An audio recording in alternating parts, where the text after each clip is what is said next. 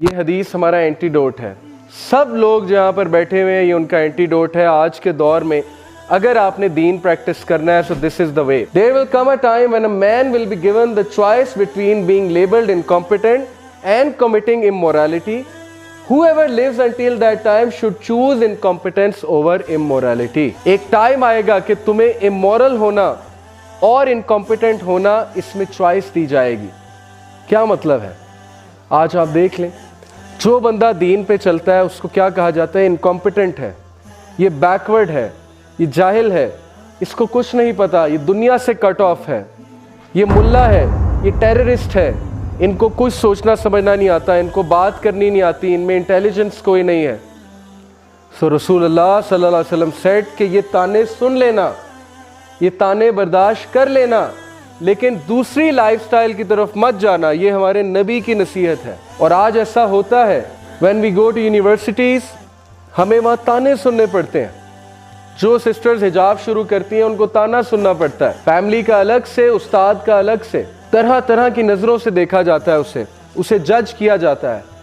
اور جو لڑکا داڑھی رکھنے کی کوشش کرے، نمازیں پڑھنے کی کوشش کرے، موریلٹی کی بات کرنے کی کوشش کرے اپنی کلاس روم میں، داڑھی تو الگ لیول ہے نا، وہ تو لیول ہی بہت ہائی ہے، سمپل موریلٹی کی بات کرنے کی کوشش کرے کہ یار یہ چیز غلط ہے، دین سی کہ اس کے ساتھ کیا ہوگا، اس کے دوست اس کا کیا حشر کریں گے، اس کو کس کس طرح کے القابات سے جو ہے بلائیں گے. سو دی ایڈوائس آف رسول اللہ صلی اللہ علیہ وسلم جو کہ سب سے زیادہ سنسیئر ترین انسان تھے ہمارے ساتھ، ان کی ایڈوائس یہ ہے کہ choose being called incompetent but do not choose the way of امورالٹی.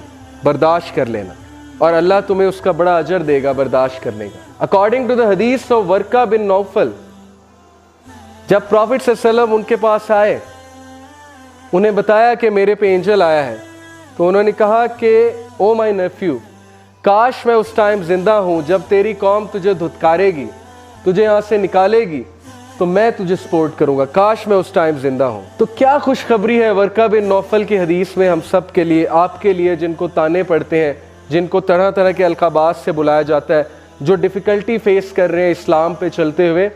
ان کے لیے خوشخبری یہ ہے جس طرح نبیوں کو دکھ دیا گیا اسی طرح تمہیں بھی دکھ دیا جائے گا، کیونکہ نبی اللہ کے سب سے پسندیدہ بندے تھے، حق کی بات کرتے تھے، سچ کی لڑائی لڑتے تھے، اور انہیں دکھ دیا گیا، انہیں تنگ کیا گیا، انہیں تانے دیے گئے اور فیملی والوں کی طرف سے دیے گئے.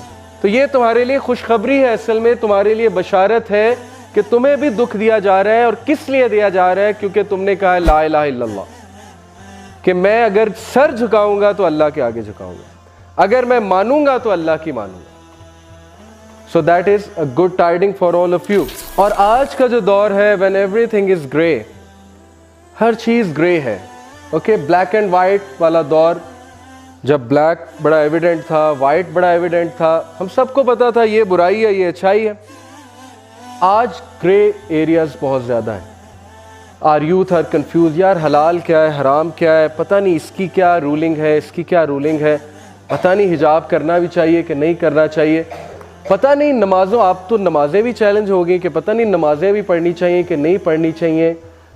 سو گرے ایریاز میں let me give you a tip, if you want to be safe in this world full of gray areas, then be the one like صدیق اکبر.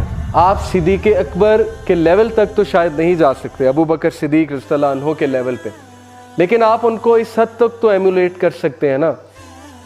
ابو جہل آیا صدیق اکبر رضی اللہ عنہ کے پاس، اس نے کہا کہ what if میں تمہیں بتاؤں کہ ایک شخص گھوڑے پہ بیٹھ کے ایک رات میں مکہ سے یروشلم چلا گیا ہے تو تم کیا کہو گے؟ تو ابو بکر صدیق نے کہا کون ہے وہ شخص؟ تو ابو جہل نے کہا یور فرینڈ، یور کمپینین محمد صلی اللہ علیہ وسلم. تو ابو بکر نے کہا بالکل سچ ہے. Without seeing anything he said 100% true. So if you want to be Siddiq Akbar اور at least reach that level, then stand up and say کہ بالکل سچ ہے. سمجھ آئے یا نہ آئے، میرے نبی کی حدیث آ گئی، قرآن کی آیت آ گئی، میں گواہی دیتا ہوں. I will stand, I will support it, I will protect it, I will actually argue کہ یہ بالکل سچ بات ہے، بالکل حق بات ہے. اور یاد رکھیں کہ ایسے لوگ، سورہ یاسین میں ایک ایسے شخص کا تذکرہ ہے جس نے کچھ نہیں کیا، All he said was कि O my nation, follow the prophets who say the truth. That's all he said. उसकी नेशन ने उसे कत्ल कर दिया, मार दिया, और अल्लाह ने कहा क़ील उदख़ुलिल जन्ना, उस बंदे को मैंने जन्नत में दाखिल किया। और जन्नत में दाखिल होते ही उसने कहा कि हाय मेरे अल्लाह ने मुझे छोटी सी बात पे कितना बड़ा रिवॉर्ड दे दिया। छोटी सी बात थी। All he said is कि prophets are truthful. Musab bin Umair, the young सहाबी, जिनका परफ्यूम बहुत मशहूर था, जिनके कपड़े बहुत मशहूर थे, जो ब्रांडेड क्लोथ्स पहनते थे उस दौर के, और जंगे ओहद में जब वो शहीद हुए तो सहाबा रो रहे थे उनकी हालत देख के कि उनको कफन में असर नहीं था पूरा। फेस कवर करते थे तो टांगे नंगी हो जाती थी, टांगे कवर करते थे तो फेस जो है उससे कपड़ा हट जाता था। ये है मुसअब बिन उमैर रज़ी अल्लाह ताला अन्हु। कि सहाबा रो इसलिए नहीं रहे थे कि ये बेचारा गरीब हो गया या इसके पास अब कफन तक नहीं है, वो इस बात पे रो रहे थे कि इसकी कुर्बानियाँ देखो, इस बंदे ने क्या लाइफस्टाइल छोड़ के नबी को सपोर्ट किया और इस लेवल पे सपोर्ट किया कि आज शहादत की मौत जो है इन्हें आई है। इट डजेंट मीन कि हम ब्रांड्स छोड़ दें, इट डजेंट मीन हम अच्छे कपड़े पहनना छोड़ दें, लेकिन आपको बताने का मकसद ये है कि सहाबा की कुर्बानियाँ आप चेक करें, किस लेवल की उन्होंने कुर्बानियाँ दी हैं। और हम छोटी सी बात अपने नबी के लिए बर्दाश्त नहीं कर रहे, हम ताने बर्दाश्त नहीं कर रहे, हम पीयर प्रेशर बर्दाश्त नहीं कर रहे। सहाबा ने क्या क्या बर्दाश्त किया है। और है कोई साद बिन मुआज रज़ी अल्लाह ताला अन्हु, the man who shook the throne of अल्लाह सुब्हानहू व तआला, वो शख्स जिसने अल्लाह का अर्श हिला दिया, साद बिन मुआज रज़ी अल्लाह ताला अन्हु। प्रॉफिट सल्लल्लाहु अलैहि वसल्लम सेड कि साद की मौत ने अल्लाह के अर्श को हिला दिया। आज हमारा सेलिब्रिटी कौन है, आज कौन है हमारा रोल मॉडल, कौन है हमारा आइडियल, वो जो हमें जानता भी नहीं।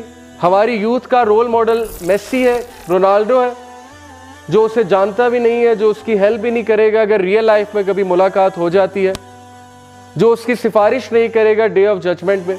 Why are our role models not people like Saad bin Muaz, the man who shook the throne of Almighty Allah?